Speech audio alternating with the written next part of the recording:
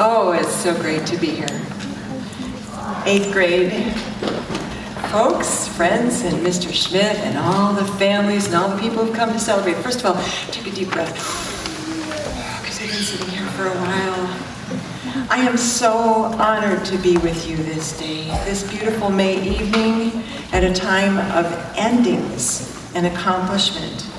Congratulations to each one of you for however much time you've been part of this place, this community, because now you have grown beyond it.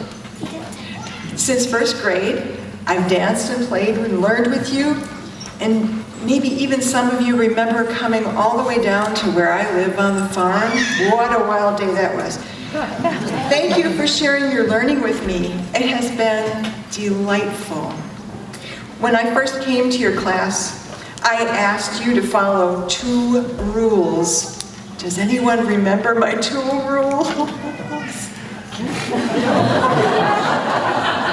The first rule has always been to listen when someone's speaking, and the second rule is to handle yourself and everyone gently. You have done this exquisitely. You are exquisite dancers. And although your attention wasn't always where it should have been, I know that your hearts were, that you always have a love for learning, and that you'll continue in the best of ways. Now, before we go further, I want to make sure you're really ready for this departure. You're going to take a test. I'm going to show you a gesture, and you're going to identify what it is, and do shout it out, okay? 3 of them, actually. They want it. Oh, you're coming down here.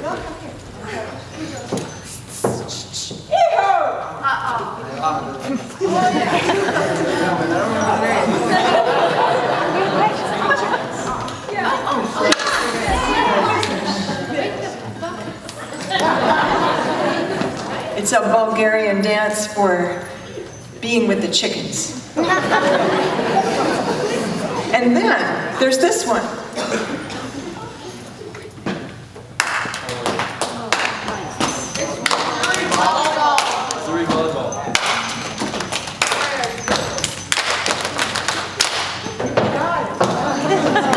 Missouri volleyball. Beautiful. Okay. And then there's this.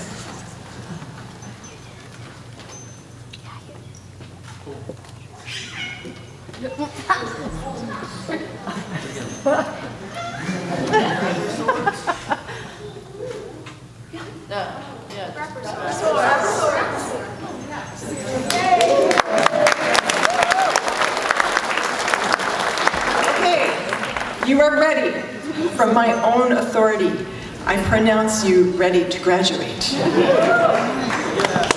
Together, through dance and learning, we have crossed oceans, traveled to America from Norway, Margot, danced Buffalo Gals with Laura Ingalls Wilder. We danced that we wanted to be farmers. I want to be a farmer. We danced to wake up the fox out of the orchard in Israel. We also danced Sweden, Denmark, Finland, Bulgaria, Hungary, Slovakia, and South America.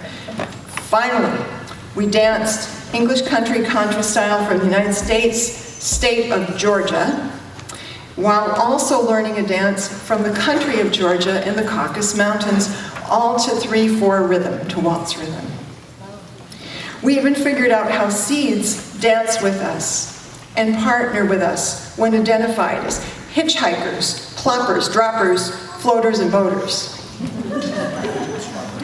And like a dance of strategy, we played math and card games. Say, like Dutch Blitz? Yay! Have you played on the trip? I know! That's so good. I hold each of you in my heart, each of you with a particular memory. Seamus, you asked about tap dance in 3rd grade.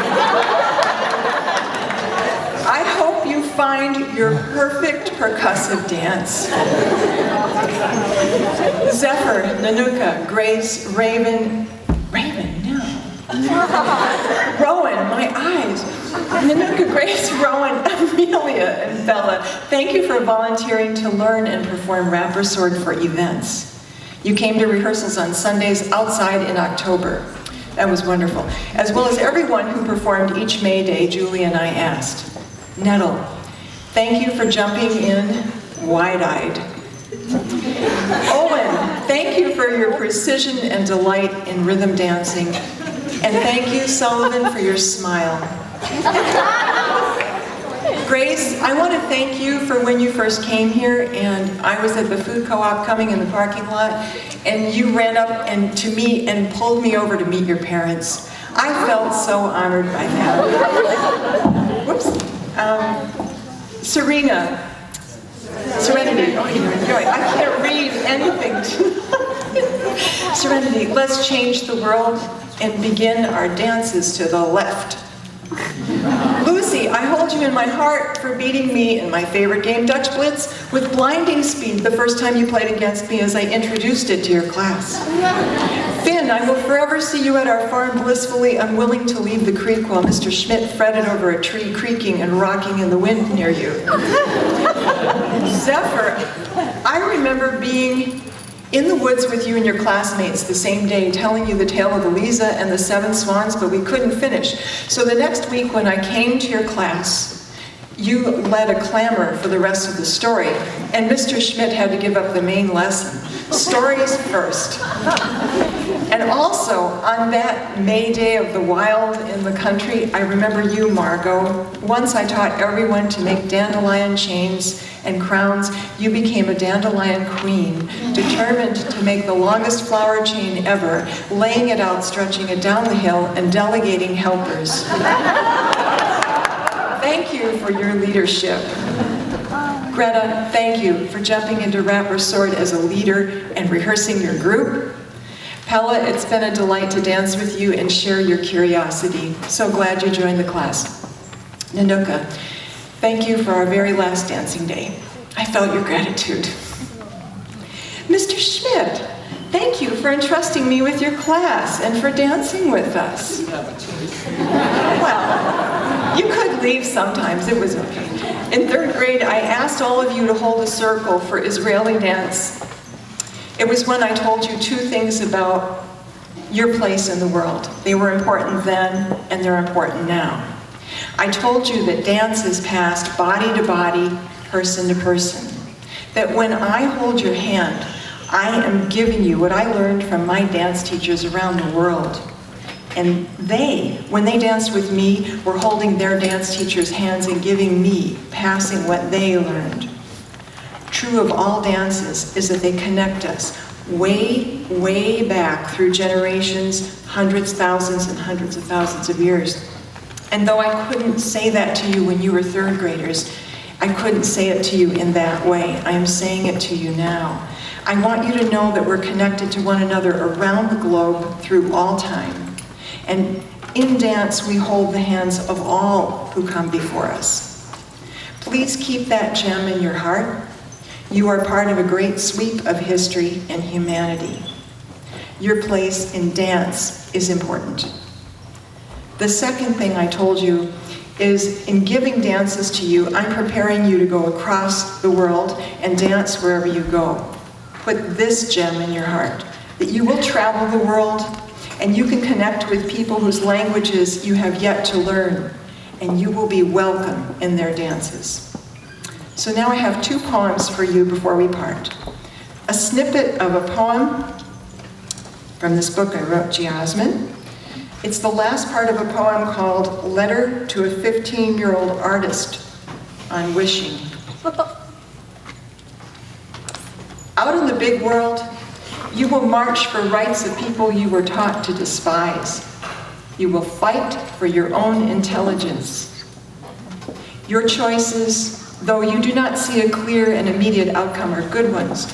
What has always called you will call you onward.